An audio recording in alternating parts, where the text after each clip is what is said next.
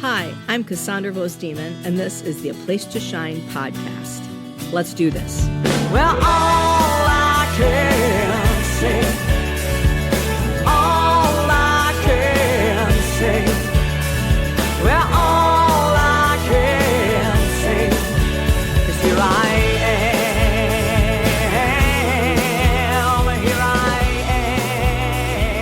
yeah. Hello, everyone. Welcome to the Place to Shine podcast. I'm Cassandra, and I'm so excited to be back with you. I know it's been a while. Today, I want to go back in time to my first year teaching. I think it was 1992, I took a job teaching elementary music. And at the same time, I was trying to pursue a career as a performer and singer. And my first year teaching, I had two schools that I was working for. And over the course of 2 weeks, actually, I would see around 1,100 students between the two schools. And what I found was I loved teaching, but I kept getting sick. And I don't know, I know there's probably a lot of elementary teachers out there who get sick on a regular basis because, kids spread germs in school. It's a pretty common thing. But my first year teaching ended up being a pretty rough experience for me because the first couple months I started getting colds and sick, and I was just tired all the time. And I was like, this just doesn't make any sense. Why am I sick all the time? And I was falling asleep between classes. I would get so sleepy when I was driving, and it was actually kind of scary. Finally, I started to lose my voice completely, which really scared me. I thought, if I can't use my voice because I was a singer and a teacher and an actor, how do I continue forward in my career? And eventually, after many doctor's appointments, one of the doctors finally decided to do a blood test, and the blood test revealed that I had mono. And I had had mono for the better part of 3 months, and I didn't know it. And so I just kept getting sicker. Everything that I was exposed to, I ended up getting. My voice got to a point where it was just completely gone. I could barely squeak a sound out of it. So my doctor wanted to do a scope to check to see if I had nodes or any kind of damage. Luckily, after that surgery, we discovered that no, I did not have any damage, but I did have a lot of swelling that needed a break, basically. So he said, you really need to take a 5-week leave of absence. Now, remember, this is literally my first year teaching. And I only had so many sick days, and I used those up pretty quickly because it was my first year. And I had to go to my schools and say, my doctor wants me to take this 5-week leave of absence so that I can get over the mono and also heal my voice. The whole situation really scared me because while I loved teaching, I knew that the environment for me was not going to be conducive to me going out and, auditioning and also simultaneously trying to pursue a career as a singer. So I sat on that while I was home by myself for 5 weeks and had a conversation with my brother, who was a business owner. He said, well, what could you do if you started your own business? Now, mind you, I was 23 at this time, 22, 23. Just out of college, had my first job. He asked me, what would you be able to do? And I said, I have no idea. And I told him that after school and Saturday mornings, I was teaching a few voice lessons because I had had some adult friends of mine come to me and just say, hey, now that you're out of school, I would love to work with you on my voice. Now, understand that this was not on my radar at all. I had no intention of starting a business. I had no intention of being a full-time voice coach. My entire plan was, get this teaching job, pursue some performing opportunities, build my skills as a singer, which I talked about in the last episode.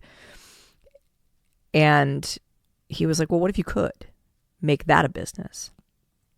The teaching singing privately. And I said, I don't know how I would do that. At the time, I had a friend of mine who was the choir director at a high school that I went to college with. And he was also pursuing performing with the same coach I was working with in Chicago. And he said, well, if you do decide you want to teach private lessons, you can teach here at the school. And I thought, oh. So he said you could teach during the day. We have a classroom that you could use with a piano in it that doesn't get used all the time. And, the kids, that would be really convenient. So I called my brother back and I was like, okay, well, I think I could probably get some students this way. And he said, well, give it a try. So he told me what I had to do to go to the courthouse, to get my paperwork, to get a DBA, to start my first business, which my husband actually just the other day found my first business card. And it was called Vohs Music Studio. And it was a printed card. Remember I said last time, this was back when, we didn't have all this technology. So everything was a little bit more challenging to get done. So it was a very basic card. And it made me smile. And then I was like, oh, I should talk about this today. So in my podcast. So I went to the courthouse, got the DBA, did all the things I needed to do, got a checking account. And my friend said, well, why don't you come in 2 weeks to talk to the students, and you could sing for the different classes and see if anybody wants to study with you. And I freaked out a little bit because I was like, okay, I have to figure out my pricing, and I have to figure out contracts, and I have to figure out like a letter and all these things that I was going to have to send home in order to start this business.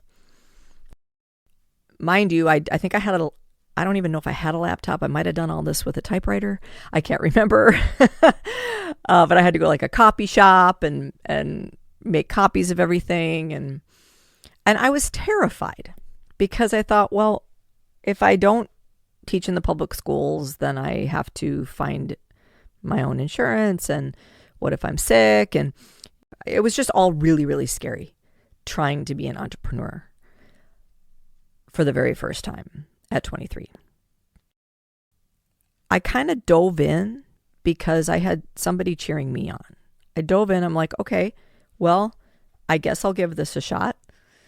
And so I did. And I went to the school and spent the day and sang for all the different groups. It was a large choral program. Sang for all the different groups, handed out contracts at the end for people to take home a letter and a contract to their families and see if they would want to come and take voice lessons at school. So I thought, okay, maybe I'll luck out and I'll get maybe 10 students out of it, and that'd be a good start, and I can just keep building it from there. A few weeks later, I got all the contracts back from my friend, and there were over 40 of them. And suddenly, I had created a full-time business. This changed the course of my life, because at that point, I was like, okay, I can actually support myself this way. I can have flexibility. I can be creative.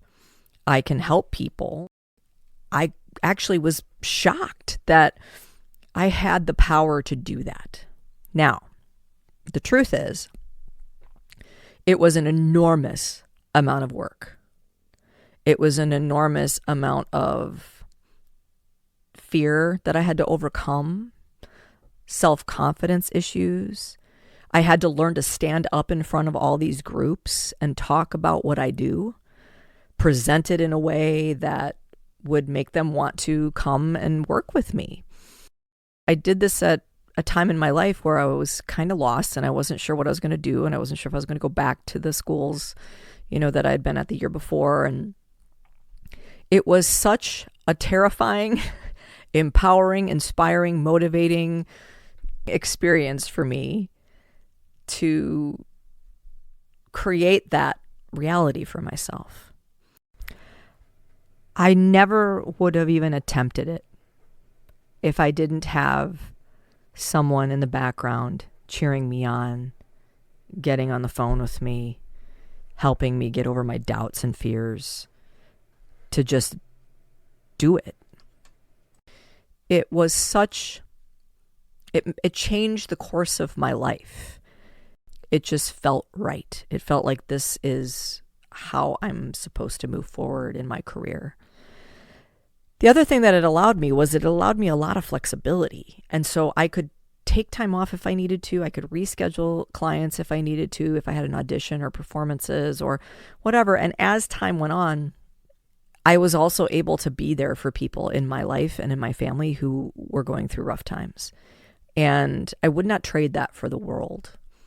So what I'm trying to share with you today is that sometimes life takes a turn and you're faced with some decisions. At that time in my life, my choices were go back to this job that I was at where I was getting sick and I had this rough time, and for some reason my immune system was just already tapped from having the mono, and I thought if I go back, I'm probably just going to deal with this all over again.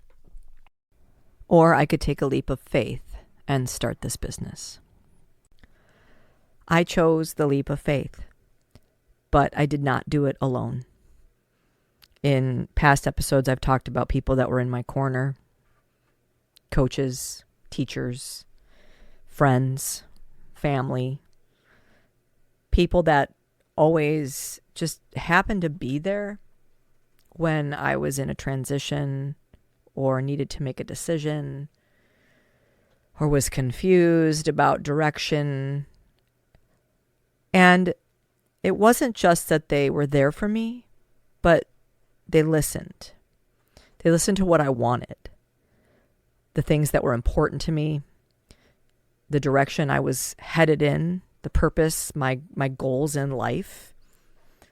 And one of my big goals was always to use my talents and gifts to be of service in some way, whether that was as a musician or a singer or as a teacher or a producer or as an entrepreneur. I've continued to take those early lessons, the lessons from my voice coach when I was in my 20s, the lessons from my brother who said, you can do this, you can start a business, you can create your own reality, really. My whole purpose in starting this other business, A Place to Shine Coaching, is because I could see the value in what I was doing for the people that I was working with. And over the years, I had several people come to me who were not even in the music space, who just wanted to build confidence, who just wanted to be able to speak better. But because it was a music company, a music studio, or arts studio, not everyone found me. And this way I can serve people in pretty much any industry. So I want to give a shout out today to all the private instructors, coaches, voice teachers, acting teachers, piano teachers, any other instrumental teachers, sports coaches, people that spend time one-on-one to help people grow, to help them think beyond what they're capable of, believe that they're capable of more. The presence of those types of people are what gave me the confidence to do almost everything that I have done in my life. When I was in 3rd grade, I had a teacher, Mrs. Wilkins. Mrs. Wilkins was one of the most amazing teachers I ever had. And I always tell people I remember her. She saw something in me. And I used to write these little stories, and I used to write these little plays, and I used to just spend time creating stuff. And one day I came to her and I said, I wrote this little play. And she said, well, we should do it in class. And we did.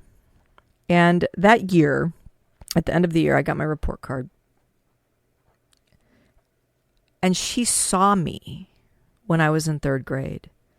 She said things like a natural leader, things like a natural teacher.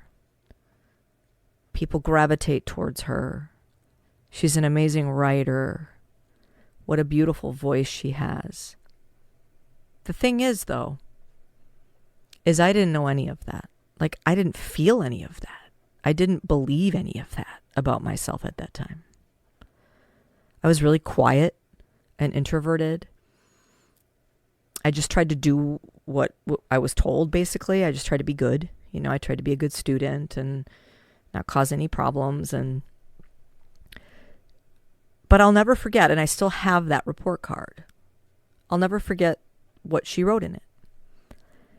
And eventually, when I started teaching myself and I started bringing out, people's gifts, helping them see what they were capable of, whether it was singing or acting or writing music or writing a song or, standing up in front of a group and talking, preparing some sort of presentation or speech.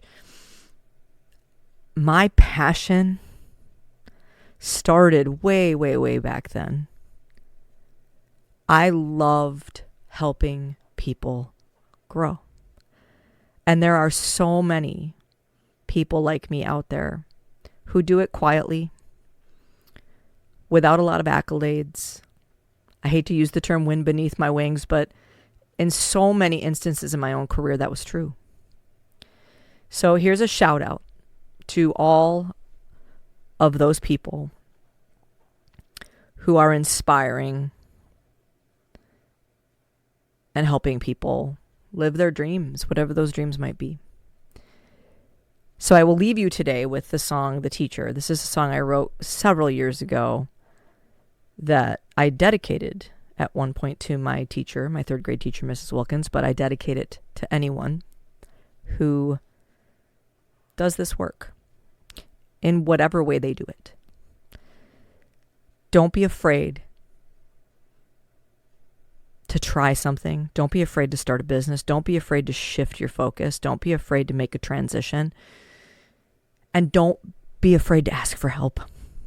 I'm going to keep saying that over and over again. So here is my song, The Teacher. Have a beautiful day. And thanks for listening. Watching closely, but from a distance, encouraging gently, but with persistence, pushing harder, but not to break, letting me make my own mistakes, learning free with much assurance, being safe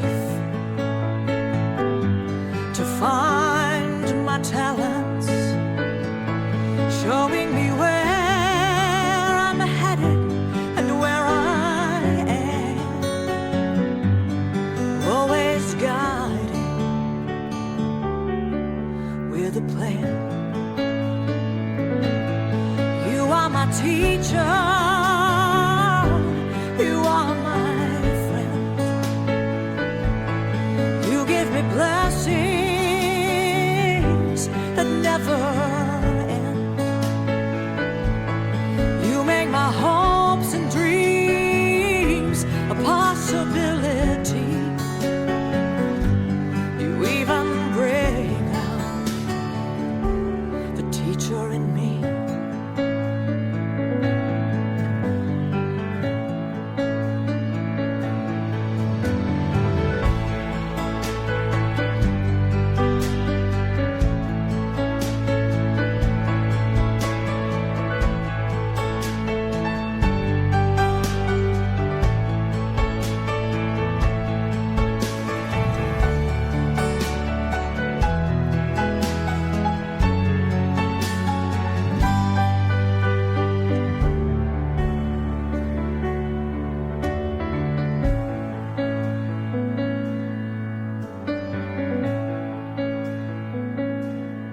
wishing more for me than I ever thought I could be, giving testament to help me feel free, living in gratitude for these gifts you have been given, never stopping, always driven. You are my teacher,